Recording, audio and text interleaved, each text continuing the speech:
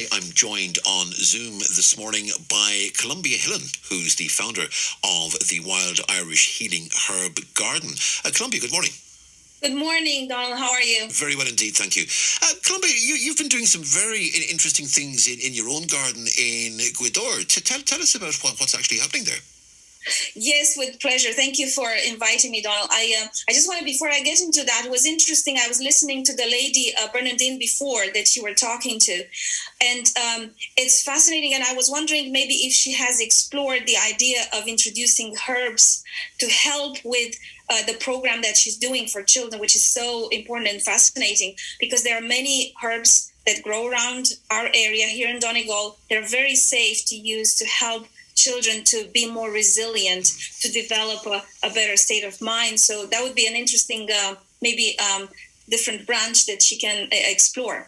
But yes, that's the whole. I grew up in Transylvania, and I moved here more than 12 years ago. But there's a common ancestry in the Celts that were there and are here. And I grew up with a grandmother that. For her, herbs were the only medication that she knew. So it was something that I took for granted for many years, but I suppose maybe it's in the blood, and I always had the herbs around me. And living here in Donegal, in this beautiful northwest area in Gweedore and Brunalach, there are so many wild herbs. There are so strong potential for medicine.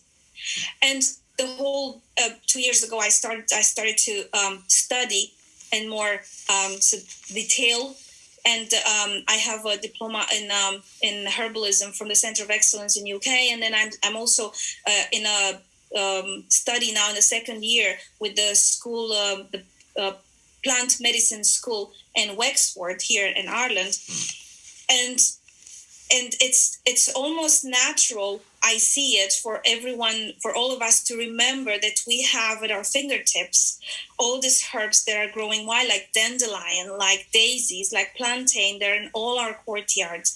And the idea I had is to try to show people that are interested to remember how to use these plants to keep healthy, just to put them all together. And also to show that even here in the winds and the rains that we can have a herb garden.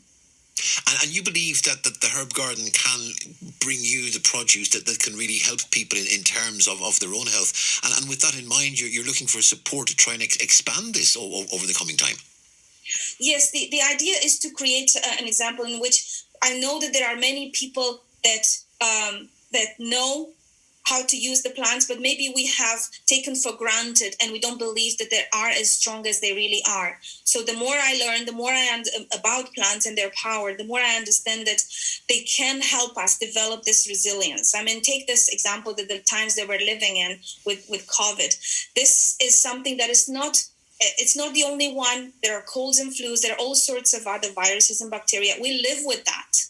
It's something that's part of our lives. So all we can do is become more resilient, not necessarily hope that it will go away, will not go away. And the plants have been here for millennium, and they have helped for thousands of years. That's what was the first medicine. It's actually interesting to know that more than 70% of people on the planet are still using plants for medicine because they don't have access to the orthodox medication, to the drugs. So what I'm trying to do really with this garden is raise awareness that we can all do that. And many of my friends, when I was talking to them, they said, that's a great idea because I heard, I know, I read, but I don't really use it. And the best way is to use them in food or simple tea. But simply in food, with spring coming, for example, what I dream is to sort of try to get together different groups of people and show them, look, this is the dandelion you can pick and just literally put in your salad.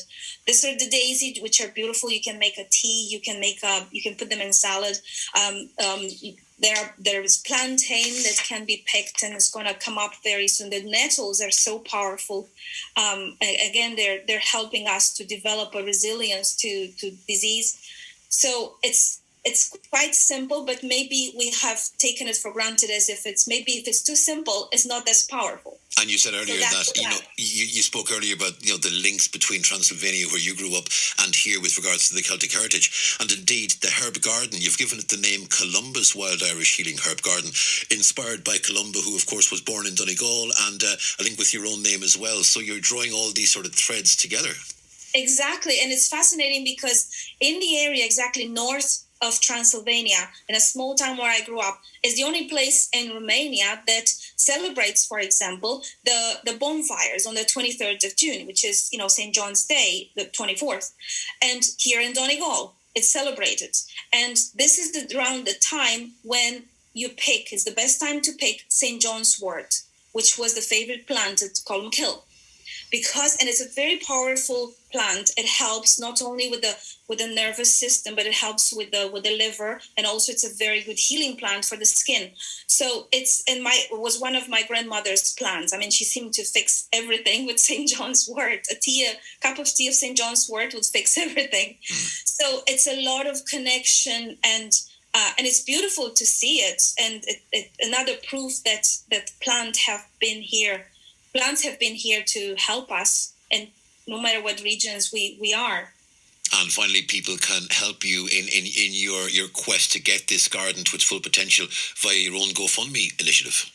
I would appreciate that, and my role is what I would try to, after that, just pay it forward in terms of helping further on other people be aware of what they can do themselves. And the idea is that I want to also have, once we can get together, some workshops of showing people how to make your own salve that can help for your muscles and bone pains, or make your own teas, make your own creams, use the herbs in the food. So that's my purpose, is trying to get some help now, so then I can pay it forward and help in turn. And in the meantime, your own studies are continuing as well, that you want to build up the scientific knowledge and get those qualifications to be a medical herbalist that backs up the tradition that you've been raised in. That's true. That's correct. And it's it's one of those things that the more you learn, the more I learn, the more I understand that I have to learn so much. But that is the beauty of the trip, the journey that I am taking, and it's fascinating. And it's I suppose I'm so passionate about it, and I want to share it as much as I can. Well, Columba, we will certainly keep an eye on this with interest, and we look forward to monitoring your progress. In the meantime, thanks very much indeed for speaking to us this morning. Thank you, Donald. And that was Columba Hillen, from the Columbas Wild Irish Healing Herb Garden, which is in Brunelech in Gweedore, and we'll be hearing more about that, I'm sure, in the coming times. Oh.